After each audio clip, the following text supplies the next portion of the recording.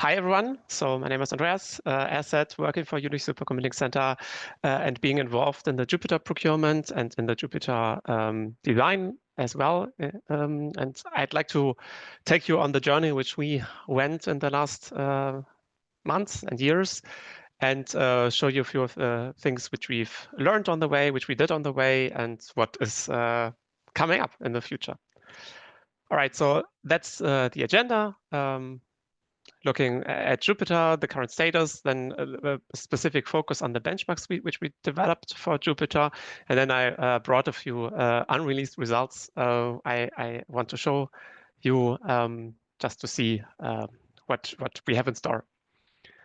All right, so Jupyter, that's the first European exascale supercomputer, and exascale in our definition means it reaches 1 exaflop of sustained performance through the high-performance LINPACK. So that's the benchmark which is used to rate these supercomputers on the top 500 list.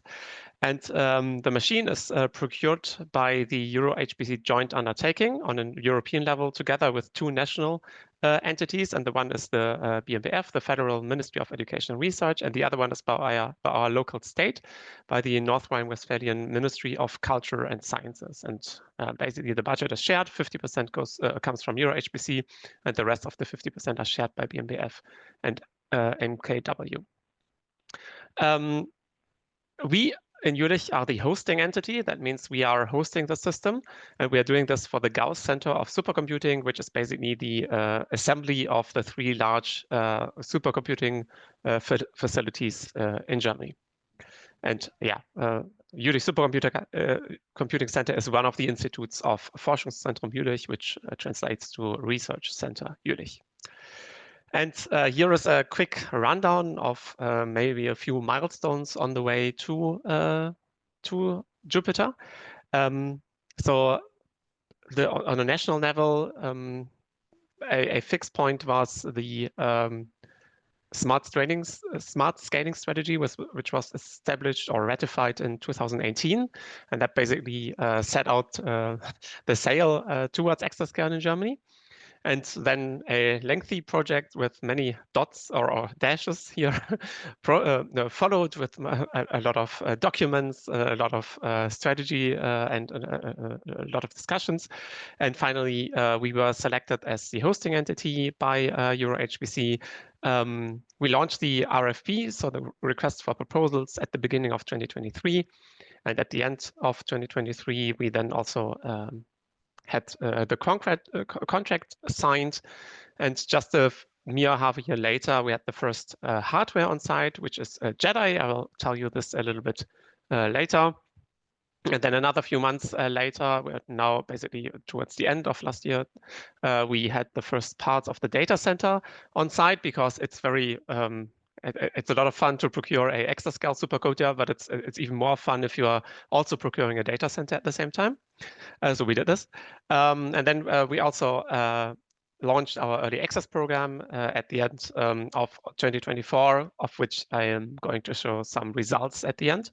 And then maybe another milestone is the JETI system, which we put on the top 500 in November last year at Supercomputing, which is another building block of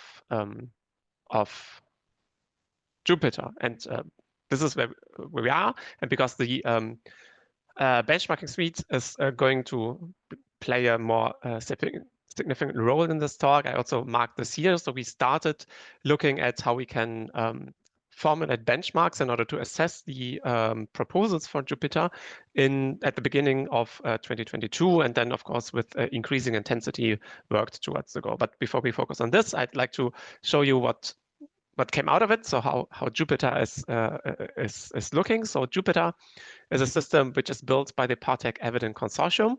So that's a German-French consortium, and it implements the modular supercomputing architecture, which we are quite fond of in Jülich, where we are basically combining different flavors of supercomputers into a supercomputer to allow applications to select what's suitable for their architecture. And the 2 modules which Jupyter will actually consist of is Jupyter Booster and Jupyter Cluster. Jupyter Booster is this highly scalable systems system, which at the moment is what we're mostly talking about, because it's also much larger than Jupyter cluster. So it's 6,000 nodes of high scalability architecture. And that's the one where we get 1 exaflop per second of FP64 HBL performance. And if you basically go to lower precisions, then you can go to nearly 40 exaflop per second, for instance, for FP8 performance. And if you then use sparsity, you can even go towards 80 exaflops. So there's a lot of performance in lower precisions. And yeah, this is very useful for AI workloads or other mixed precision workloads. But you probably know this much better than I do. So we have 6,000 nodes. Each node is equipped with 4 Grace Hopper superchips by NVIDIA. I will have a slide on this next. And also we have quite a powerful network, which is InfiniBand NDR, and 4 of those are in each booster node. On the Jupyter cluster side, we are not focusing so much on the scalability aspect, rather on versatility. Where we are targeting a more balanced compute or a more balanced memory to compute ratio of 0.5 byte per flop. And for this, we selected the European ARM processor from Cyper called JUREAP, which comes with HBM on the package. And we'll have 1,300 nodes of this with 2 sockets of these Cyper JUREAP, and also then somewhat more of a lighter network on that side. So the network is 200 gigabits per second of NVIDIA InfiniBand NDR network out of the node, which is then beyond the level 1 switch doubled to 400 gigabits per second per link. And the architecture here is a Dragonfly Plus network where we have localized topology, a fat tree, which then in which 480 nodes are installed. And then if you go to other sets of 480 nodes, you need to go through somewhat of a more pruned set of links. Also, there is new storage, which we call Exascale, procured for Jupyter, and there is around 30 petabyte of flash storage, 300 petabyte of HDD storage, and 370 petabyte of tape storage. The energy consumption was a major design factor for us, because in Germany this is always important. So we hope to run the HBL in a 17 megawatts limit, maybe even less, we'll see. And for that to be possible, you for sure need to have good chips, but also a good node design. And here the XH3000 by Sequana allows direct liquid cooling. And we are also moving towards energy reuse, at least partial, of the system. And of course, all of this is warm water cooled. And then I mentioned this already. This is installed in a modular data center, where basically specialized containers, which are prefabricated, are delivered on site and then rapidly installed. So to focus a little bit on the booster node design, this is how it looks. So we have, I think I have a pointer. I don't know. We have 4 GPUs. This is the green blobs here, which are actually each associated to a CPU with a very thick link called NVLink chip-to-chip to a CPU here shown in blue, which is the Grace CPU by NVIDIA, 72 ARM Neoverse V2 cores. And then you have 900 gigabytes of link between CPU and GPU, which is really a lot, and a uniqueness of the system. So that you get really a lot CPU, GPU bandwidth. All GPUs are connected to each other with 300 gigabytes per second of performance, and also all CPUs are connected to each other with 200 gigabytes per second, and all of this can also be done cache coherently, which is also something very novel. And we are also learning what this means. On the GPU side, we have 96 gigabytes of HBM3 memory, and on the CPU side, 120 gigabytes of LPDDR5X memory, and you see the bandwidths here. So you have basically a factor of 10 between the different memory bandwidth.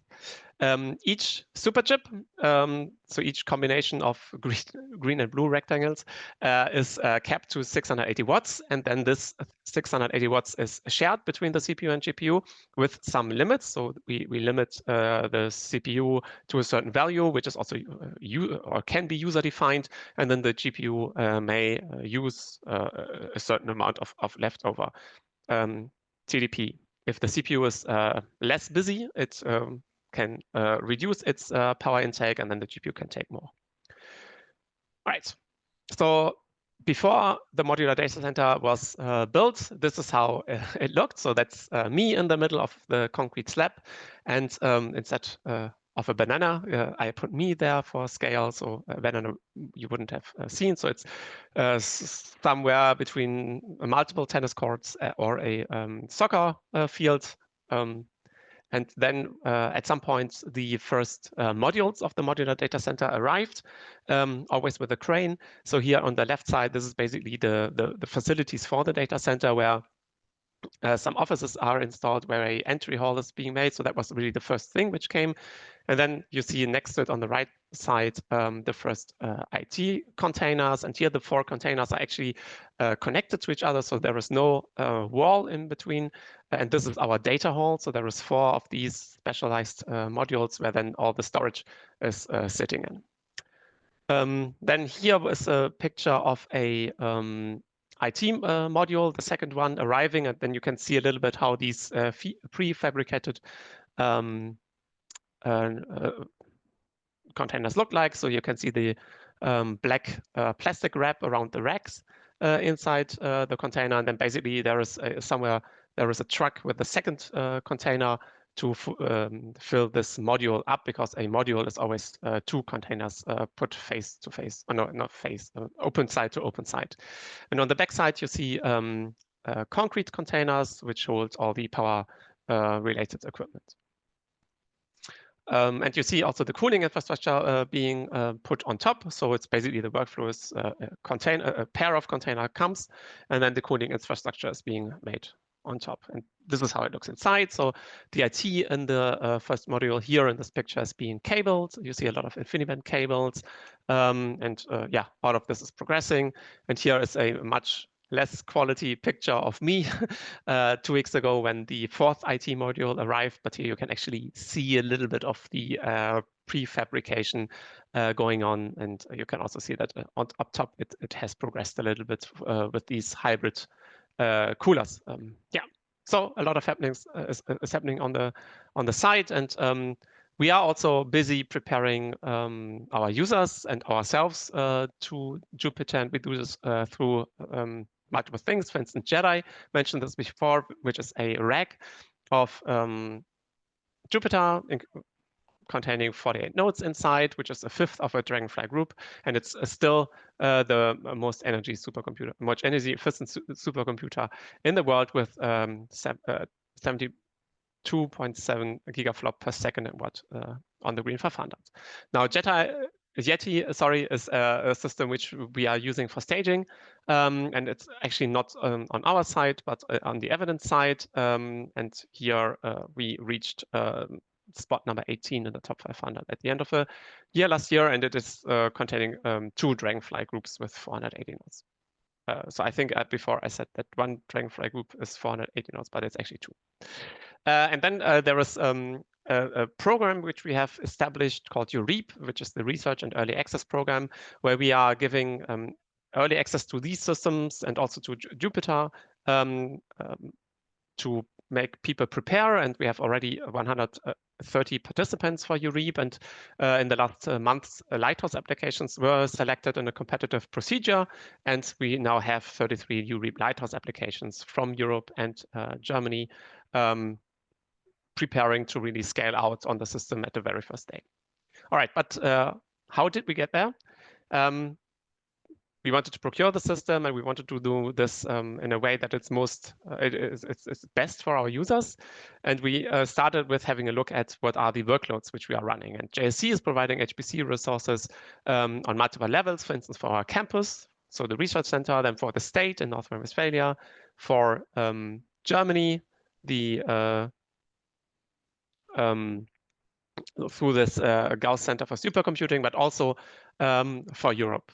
And compute time is given out through peer review, competitive peer review, and that leads to a heterogeneous workload from physics, from climate, from biology, from chemistry with different methods, so numerical, AI, combined. And the goal here was to respect the current workload, but also to, of course, anticipate the workload which is coming up in all kind of degrees of freedom, domains, methods, programming languages, and the profiles. And for this, we had a look here on the right side in 2020, when Jules Booster was a few years old, what was the usage profile of this predecessor machine, which was still running. And this here are the certain programs or applications on the system. So you can see we have one application which takes 50% of the time on the system, but all the rest is single digit, and there is even below 2%, there is also quite a lot of applications. So it's very heterogeneous. And when we resolve this now it's not the same, it's now for 2024, but if we resolve this by domains, you can see again that we have a lot of computer science, where also a lot of basic AI research is done. We have a lot of physics with QCD, we have CFD, like it's really a lot. And then because I had the graph, if you're interested in how AI factors into this. So in this first compute time allocation last year, we had about 40% of our programs on the system doing some kind of AI thing. So it's not all LLMs, it's also much smaller scale, but they are using AI in a sense. And I think for the second call last year, it has grown even a little bit.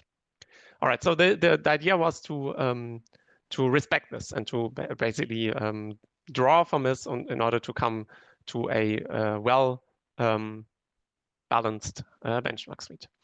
And just to give you the framework, so the procuring entity is your HPC. We are hosting, and for the procurement, we ran a lot of the things with support by your HPC and our national ministries. And eventually, the system will give out compute time through the Gauss Center for Supercomputing on the German side and the Euro HPC JU on the European side. The total budget for the project is around 500 million euros. So it's quite a strong investment with from all sides, and we wanted to ensure with our benchmark suite that we really are respecting this. So we focus on replicability, reproducibility, and reusability in our benchmark suite, so that when we invest this this much work, that it is actually reproducible. And we came up with different benchmarks. So one set which were application benchmarks, really coming from domains, coming from actual users, and then synthetic benchmarks, which would more like focus on certain individual tests. And of course, these benchmarks were needed for cluster and the booster, because both parts of this MSA supercomputer were procured at the same times. For application, we separated this in two parts, in base, TCO, high scanning, and MSA. Base TCO means this is what's used in formula to compute the total cost of ownership.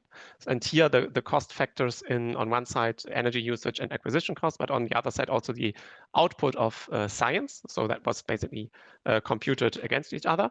And for the high scanning, we wanted to have a look at how can really how can we use this large scale of 6,000 or 24,000 GPUs directly in the procurement to ensure that this is also scaling this much.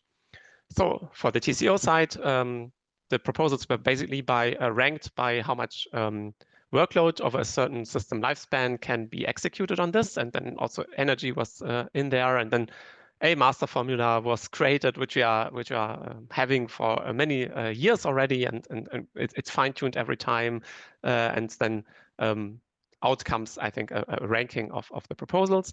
But of course, you need to make everything comparable. So the normalized metric, the figure of merit here is the runtime of every application. Sometimes you have rates, but then we artificially compute a rate to a runtime. And this, of course, is application-based. Then there is this new high scanning benchmark where we run dedicated workloads on the entire system. And this is also application-based. And basically, we can compare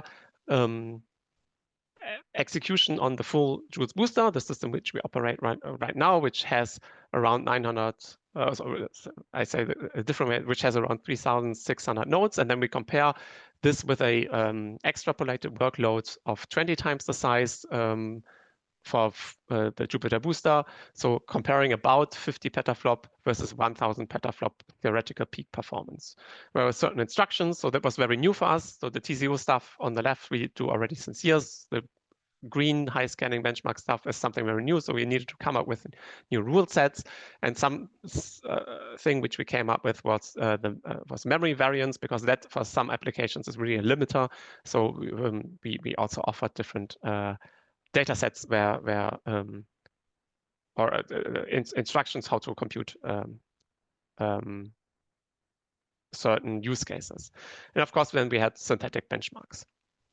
All right, so the benchmark suite then, which we ended up with, is listed here. So we had 16 application benchmarks, which is quite a lot, and 4 of them then were deselected during negotiations for the actual procurement.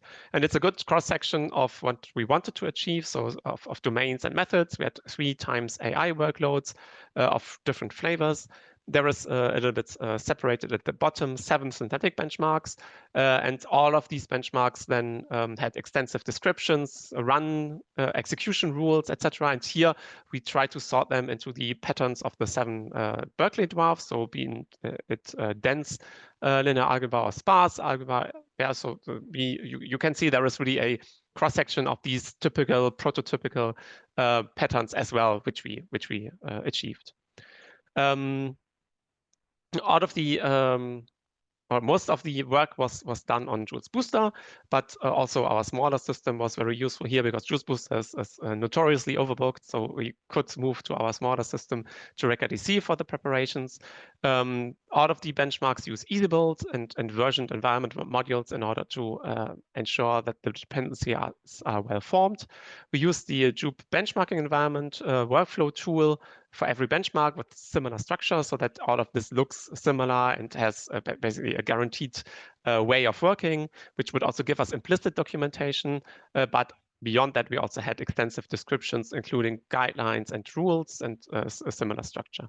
And we could, with Jupe, we could also do platform independence. So basically, you are not saying that you're now submitting to the Slurm system, but to a abstract scheduler. And this then gives us a little bit more portability. And we are now extending on this just to advertise a little bit with what we call the Exa continuous benchmarking, where we are building up on this well-formedness in order to create proper continuously benchmarked applications. We used Git submodules for the sources. Sometimes even this was too large. We had like one benchmark with a huge data set. Then we used other means here. And from a management perspective, we had certain teams which cared about the applications, and always domain scientists were involved. We met every 2 weeks, had hackathons, days where we scaled out to this full system because we needed to block it. And then we came up with 11 steps, basically, where everyone needs what every application or benchmark needs to achieve in order to mature. And we used GitLab extensively. Another table here is what I call the grand table, because it lists basically a different view of the benchmarks with the programming models involved, with the licenses, with the execution instructions, like on how many nodes is it executed. I don't want to go into too much detail here, but then we wrote all of this down, and this is where the table is from. And for this, we then also ran reference results, which we anyway had because we need to judge how the proposals from vendors are. And this is the resulting grid. So that was also something which we try to put a lot of effort into, have an information which, or to have the data here presented in condensed information. So basically, you always have let's pick the pick on GPU example. So basically, you have a reference execution number of nodes, which would be 8 here, or relatively 1 because it's a reference. And this has a certain expectation of a speed. And now we would ask the vendors to lower this, to execute this pick on GPU benchmark below 398 seconds. And then basically we need to see how much of this can fit into the system.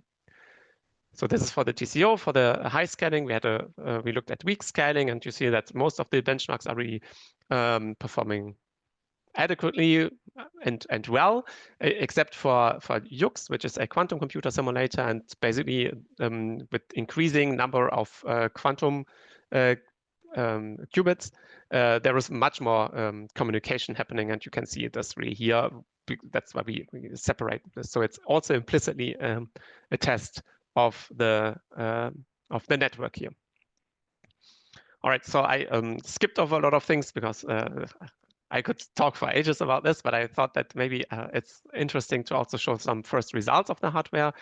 And here is a stream benchmark. So if you don't know what this is, it's a benchmark which tests the memory. And here I selected this triad, which is basically benchmark which does the operation as shown here. So two vectors are added or scaled and then added. And then over the horizontal axis, basically we increase the size of the vector.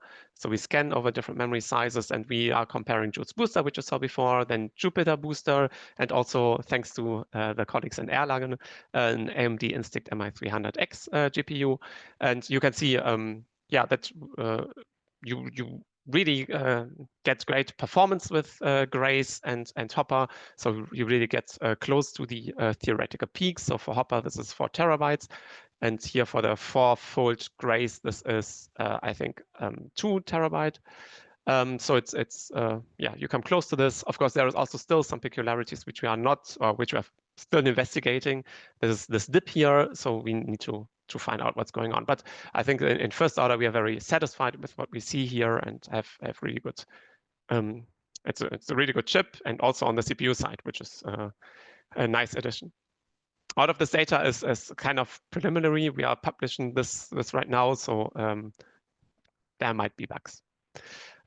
This here is another plot coming from the early access program. It's a little, it has a lot of information there. So let me walk you through this. So basically, we asked some of our early access program application to run their reference case, and then we also, by means of CI-based adaption, were able to measure the energy of this.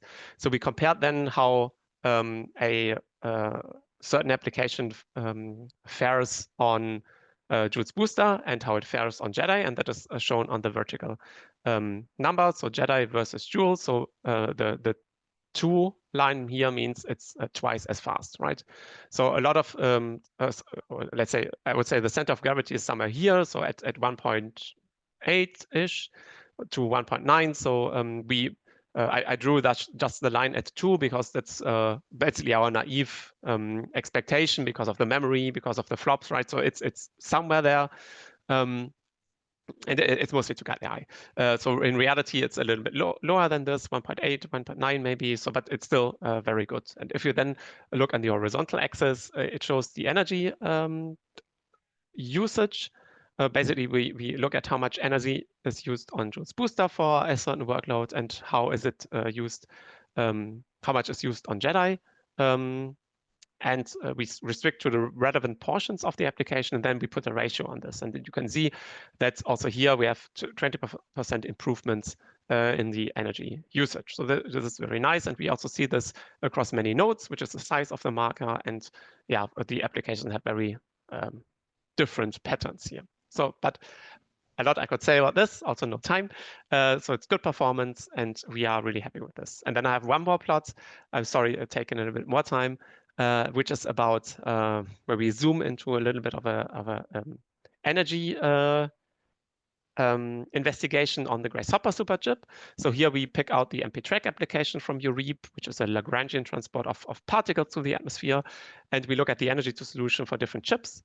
And there is one, first there is the Hopper GPU, then there is the Grace. And the benchmark actually runs on Hopper, but Grace, of course, is still running in the background, doing some steering here and there, but of course, Hopper is the consumer here. And then there is GH200, which of course is Grace Hopper. So this is the measurement of the whole superchip. Yeah, so there is also memory included in this. Right? And we compare this to the A100, so measuring here only the GPU because the CPU is a little bit hard to obtain. And this is what you see. And I think for looking at the solid lines, which is energy to solution, you can see that really over the change in GPU frequency, 2000 is the default.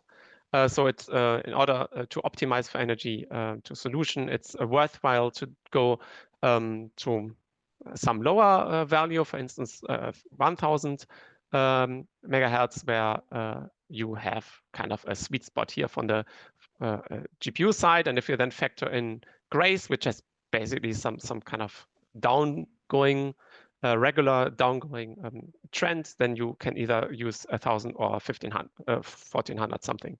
So there is certain potential in energy saving, which is something which we are finding very interesting. Right now, it's not our prime concern because we have there is no incentive for users to save energy, but I'm quite sure this will change at some point. So we are trying to find out the necessary data here for this. All right, to conclude, Jupyter is the first European exascale system, which is currently being built.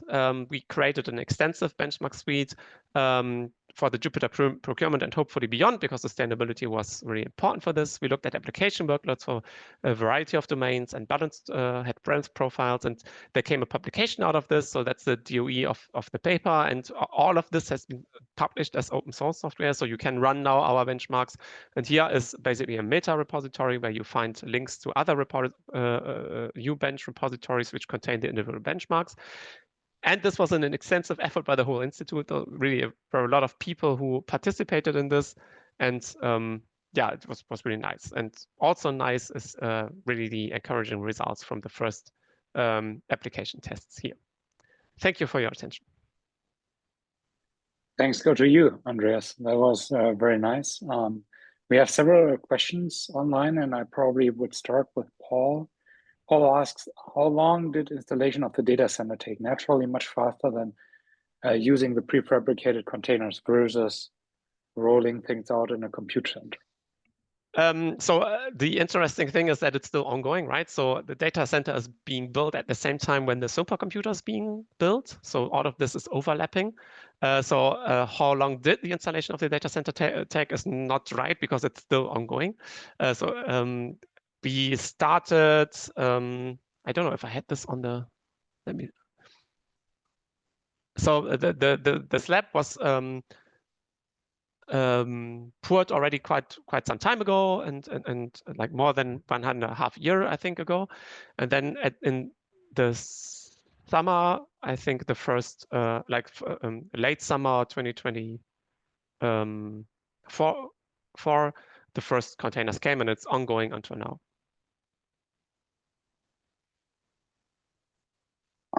Thank you. Another one is coming from Martin Bosmans. Is the full Jupyter booster projected to have the same 72.7 gigaflops per watt green 500 performance as Yeti? Or will the efficiency be even higher or lower? Yeah, the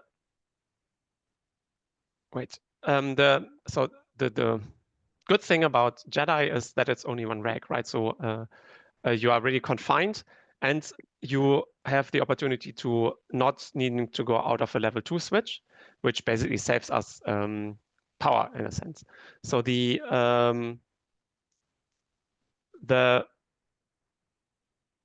number will be lower for an actual system because we have much more overhead. A better guideline would be the Jetty system, which is listed on the Green 500 with 67 gigaflop per second per watt.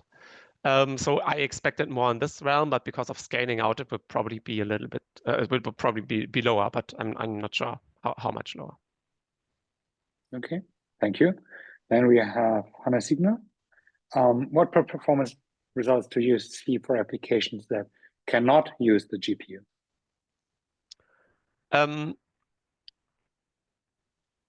So I guess compared to which baseline? The question is the baseline here. But, yeah. So there are two parts of the answer. So first, for applications which can't use or which don't use the GPU, we have Jupyter Cluster, but that's not being assembled right now. We are assembling only Jupyter Booster, and Jupyter Cluster comes afterwards. So there is a little bit of a staggering involved. So we don't have any experiences there. That said, the Grace Superchip comes with 72 cores per GPU, and traditionally we are deploying GPUs now for a while. People have moved their application to use GPUs almost exclusively, or at least that's our hope, because then they have the best performance. So that leaves a lot of the 72 cores of Grace available for something else. And a lot of people now start thinking about what can they do on the 72 cores while the GPU is crunching the highly parallel things. And so people are starting to experiment a lot with Grace, and we are also doing this. And of course, we have also benchmarks with this, and we are really seeing a super good performance from the ARM cores of Grace, and they are really competitive with the x86 of the world, so Intel and AMD, and factoring in the power consumption, this is really going beyond. So it's really, really, really good. So really happy about this. So I hope I can at least sketch an answer. Thank you. Then we have another very interesting one. Out of these 500 million, how much is going to be used for software development and how much is procurement / I guess operating cost, like I think power and stuff? Yeah, I actually don't know. The number is really incorporates many things. So also in there is basically other procurements which were not by EuroHPC, but we ran them ourselves. So this is basically all put into this budget, and I'm not sure, but it's not like we are not the ECP where there is like dedicated funds for application development, but there is only funds for support, but I cannot tell you how much this is. Okay, Pauline has another question. Slide 21. Maybe we can jump there for a second. The MPT rack results. It doesn't wait. This one. Yeah. So I guess the question is it more energy? Yeah. Okay. Yeah. So the question is it more energy efficient because of the Grace or the Hopper? That was what I was trying to say, right? So the MP track always runs its main computation on the GPU. Also, Grace, when for the red points, no, sorry, red for the orange points. Also in this case, MP track runs on the GPU. It's just that you have a CPU which is still running. We cannot just turn it off. And there is some like I/O happens usually at the beginning, which runs on the CPU still, at least at the moment. And like it's much more efficient to run MP track on the GPU. It's just that we have this overhead of the CPU running in the background as well. And for Grace, we could easily measure this. Our plan is to measure this also for the comparison system of Joules Booster, but it's a little bit harder to do this for the AMD CPU. I hope this answers your question. Another one. We have plenty of questions. That's very good. What is the typical allocation for parallel jobs? Like, what is the ratio of CPUs versus GPUs?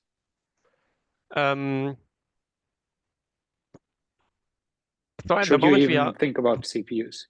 Yeah, exactly. So at the moment we are always giving out exclusive access to nodes. That means when you get a GPU, when you want to have one core, I just paint an extreme. When you have one core, you get 4 GPUs and 287 cores for free.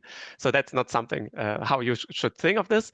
But basically, you always can only allocate full nodes because it's our current understanding of high performance computing. We are also toying around with other ideas, but that's status quo. So you will always, we are thinking only in increments of nodes. And we are anticipating that for Jupyter Booster, the average size of job will be high because it's an exascale system, but we are also welcoming smaller scale jobs in order to fill the gaps between. But the exact runs I can yet tell you, not yet tell you. For JUREAP, the people who are selected as lighthouse projects, they also needed to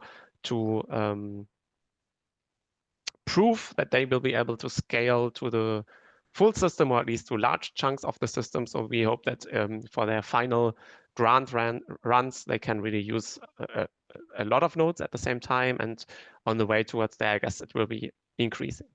Yeah, I think that's the best I can say about an expectation. René Sporer asks, you mentioned that energy to solution will play a role in the future.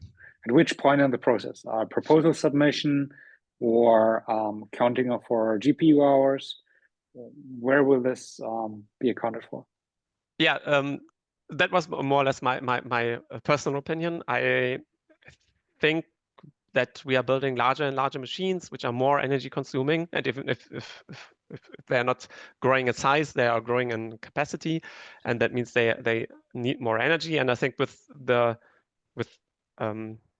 changing power market, I think there is a certain push towards having more flexibility regarding energy usage. And I think that the zero step towards an energy-aware computing is looking at the details, understanding them, understanding the opportunities, possibilities. And actually, this plot is from a poster, which will be shown at ISC. So I invite you to visit us there, and then we can discuss this a little bit, because we have also examples which do not really profit from these clock changes.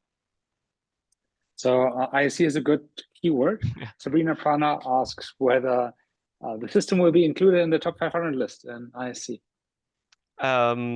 Let's see. Okay. I guess a more concrete answer can be given to this question. Will nodes be shared between jobs? Like if I'm using maybe a few of the ARM cores, can maybe another application from another node use the idling cores? Yeah, I think the user already then answered themselves, but still I can give you a bit more details if this is of interest for you. So we are actively working towards node sharing. I'm not sure when we will deploy this, but it's certainly also because nodes are getting fatter and fatter, so there is always more and more resources. So I think for Jupyter, we are targeting very advanced and mature execution, but we also have smaller scale systems, which are also maybe more for the casual HPC users. And for them, I think it would be very useful to have this node sharing. So we are working on this. It's a little bit complicated because high performance computing, in first instance, you expect repeatable performance, reproducible performance, and as soon as you share a node, you are sharing resources, so your performance is not really reproducible, or may not be reproducible. So it's like a little complicated, more than meets the eye, I guess. So we are moving there, but for now, people on the mature side of things, where we are not yet having any node sharing, they are thinking about using the CPUs at the same time while their GPU is running. And for instance, an example I can give is our colleagues from the weather and climate domain. They have like a lot of, they have different programs they use to simulate the weather. And for instance, the Icon atmospheric model is the one which is really consuming a lot of compute time. It's really deployed on 1,000 GPUs. But there is another component which simulates not the atmosphere, but for instance, the ocean, because it's a huge energy dump potential. And that's now allows that this ocean component could run on the CPUs while the atmosphere is computed on the GPUs, and that can be collaboratively already right now. So, but it's the same user, so the node is not shared.